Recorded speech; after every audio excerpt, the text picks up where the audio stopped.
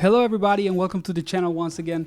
Today we're going to be talking about the Season 2 balance adjustments and changes that the Tekken dev team just announced. And bro, like, to me this feels like bait. Like, to be completely honest, these changes sound interesting, sound like they're going to be big, but when you think about it deeply, they feel incredibly annoying and stupid. So I really want to talk about it because I'm seeing everyone super hyped online and it's like, bro, you're gonna play with these changes 2 weeks and you're gonna want to kill yourself. So stay until the end of this video so we have this discussion. And of course, if you like funny gaming content, please consider giving this video a like and subscribing and leave a comment. Do you think that these changes are actually cool or not? I think some of them are, but others feel really like bait. So let's start with it. So the first change that we have is like the biggest bait ever, dude. Like, this sounds super fun and interesting, and like this is going to be a nightmare to deal with, especially against some characters. The first thing is that now some characters can do heat smash and heat burst from certain unique stances. This sounds super unique, right? Like, it's going to feel like characters have a more diverse like offensive loop. Some characters that are heavy on stances are going to be able to use heat smash, you know, on a more regular way, which feels like something that they should, since they should have access to the system mechanics even if they are on stance. But that's going to make or create like very degenerate situations. You know, you're going to be fighting against a character that is incredibly strong on the stance, you know, position when they are on it, and at the same time you're gonna get heat smash. Like, they're gonna have like a 12 frame 60 damage, you know, high. Like, it's going to be very hard to deal with this. And also this is going to create some very degenerate combo routes. Like, some characters are going to use stances and then cancel them into heat activation to get very ridiculous combos all across the stage. So this is going to be fun for anyone that knows how to use it properly, you know, and their character can use it properly, but it's going to be very hard to deal with. It's going to be one of those, you know, fighting game experiences in which you feel like you're playing against a guy that feels like you are a CPU and you're just trying to answer against their degenerate offense. But this feels kind of bait, not as much as the second thing though. This is the biggest bait ever, and that is that when you do heat activation move, whatever, and you input a certain direction, you can get your character to be on crouch, you know, position after they do heat activation or a heat engager. This is going to be a freaking nightmare, and this is like, it's going to be so hard to deal with some characters. Like, just picture Yoshimitsu, you know, does a heat engager on you, and then he's crouching plus 17 on your face, and he's going to do an unblockable on you. Like, how much counterplay there is for that interaction, taking into account that he's plus 17. So that type of situation is going to be like all across the roster. You know, the whole roster of characters is going to have this sort of a checkmate situation after heat smash when they are full crouching. So again, this can sound interesting, it can sound fun, but it's probably going to be a huge problem, okay, with a lot of characters. Then this is actually a good change. This is a very valuable thing to add to the game, especially after what happened, you know, at the last finals on Europe. The Joker. For sure, man. And you know, Nino does have the cushion that he's in the winner's side, but a grand final can run away from you very quickly, especially with someone like Joker, man, when he has momentum. Especially in a game like this, Tekken 8, man, it's really easy to lose track of a life bar and be instantly reset, so you really got to pay attention. That chip damage, look at that, bro. My man lost 50% in chip damage and then got hit once. They are reducing chip damage during heat state overall and decreasing additional chip damage when heat dodges block. This is incredibly relevant. Like, the clips of Joker, you know, getting killed by chip damage are pretty idiotic. It shows that the state of Tekken is very controversial, to say the least.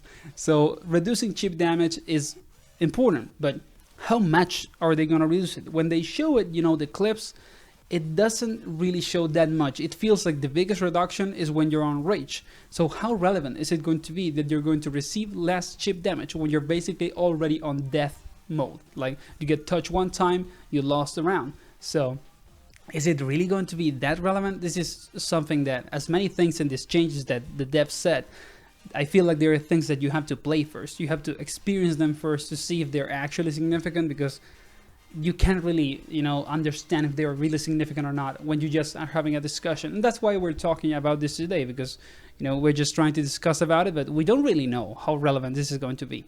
And I mean all the changes, not just the cheap damage.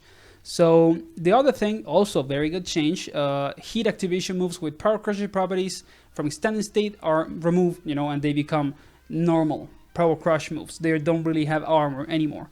That is huge. Okay, this is a very significant change. I would say one of the best in what they're announcing. Power crush heat engagers were really stupid. Like you have, you know, a power crush, which is the definition of a neutral skip move, of a no interaction with the other guy move, because at the end of the day, armor moves are literally an answer for the other guy to say, I don't want to interact with you. If you're doing a mid, I win. End of the story. Like that is the identity that power crushes have. And it's okay to have that types of moves on fighting game. You need some of that, but having such a big reward as having a heat engager attached to that type of move is very idiotic. So in that sense, they, you know, them sorry removing this, it's great. Now they didn't say that they were removing all of them. So maybe there is still going to be some in there. We're gonna have to wait and see. Then this change sounds weird, but it's actually very big, and that is basically that when you crouch now, you can actually do a sidestep towards the screen instead of, you know, to the stage in the bottom, so to speak. And this is really big, but they label this as control enhancements or as like having a higher accessibility for newer players to the game. This is bullshit. Like what this is going to happen, or what this is going to cause, is that high level players are going to abuse having this, and they're going to basically try to skip all your offense 24/7, you know, when you're crouching, because a lot of the time, for example, when an enemy character forces crouch on you because they did a low, for example, the mix that they have after the low is probably sidesteppable very hard, and when you are forced to crouch, it is kind of like in some way a respectful way for the game to not, you know, say to the other guy, it doesn't matter that you won this interaction, you know, you're going to lose now. So in that sense, this is kind of controversial. Some people might like it because you have more movement options and more defense, but the defense doesn't really feel like super, you know, justified in that specific context. So it's kind of weird. Okay, it's a weird change. I'm not like necessarily super into it, but I'm also not against it. Again, sorry, is something that we have to play. We have to try it out and see the consequences that it brings to the table. Then we have everything related to rank, you know, and specification changes to the matchmaking, to how the point system works. And I do think that this is very relevant, and it is a big change. But they kind of they are kind of saying under the table that the game is now going to have some sort of SBMM. For anyone, sorry, that doesn't know, SBMM means skill-based matchmaking. Now we're not going to have, you know, matchmaking based on our Tekken prowess, and what they're going to do is that our highest rank among all characters is going to be used as a reference for the matchmaking of, you know, our general experience with any character. And the problem with this is that if you haven't played any other game that has SBMM, SBMM tends to be a nightmare in the sense that you play some games and you have like a fair competition, so to speak, and then after you play for a while and you're doing well, the game, you know, pairs you with a monster, like with someone that is clearly significantly better than you. I don't know if something like that is going to happen with this, because they are not necessarily announcing it like a very standard SBMM. They're just saying that it is skill based. So in that sense, again, it's something that we have to experience first. I'm not going to trust, you know, the words of the devs only with the state of this game and how things have been going. Even though it's a very fun game, there is a lot of things that should be better. And I don't know, all of this, again, does not convince me enough yet. Then you have changes for rank promotion. This is probably good because at the end of the day, in the game, even though if you have like a super high rank with a character, that doesn't necessarily translate to another character, because Tekken is a very like specialist game. You know, there's a ton of situations in which you have to be an expert on the character you play, and in that sense, you can be very good with a character and be a total noob with another one. So this is probably very good. Not much to say that. Then there's an example there. Then we have additional search filters, so you can basically put a search filter that forces you to play someone that is only on the same rank as you. This is good, but it's probably going to make matchmaking slower. So it's you know, something that you gotta choose. Do you want faster matches against anyone, or you want less matches but that are against someone that is technically the same rank as you. Again, quality of life change, not bad. Then we have the point fluctuation, sorry, on match outcome. Now this is going to be actually like how it should be. Thank God. You're going to win a lot of points if you defeat someone that is higher ranked than you and lose little, and the opposite if you lose and win against someone that is lower ranked than you. This is how the game should have been since launch. Like, it is actually kind of ridiculous that we had the game like not with this for an entire year. A joke, but whatever. We got that change, which is good. Then we get the removal of consecutive loss penalty. This is huge, actually, because a lot of the time Tekken rank is a nightmare because the system just punishes you so much for losing a little. So you lose a little and you go to hell with your points. So them doing this is actually huge. Big props for them with that. And then we have, you know, better win streaks, basically. Win streaks, like for more points, were already on the game. But now we get a more significant relationship with that is going to be bigger, which is good. So as you can see, these changes sort of are trying to make the rank experience, you know, better in general. It's just quality of life changes at the end of the day.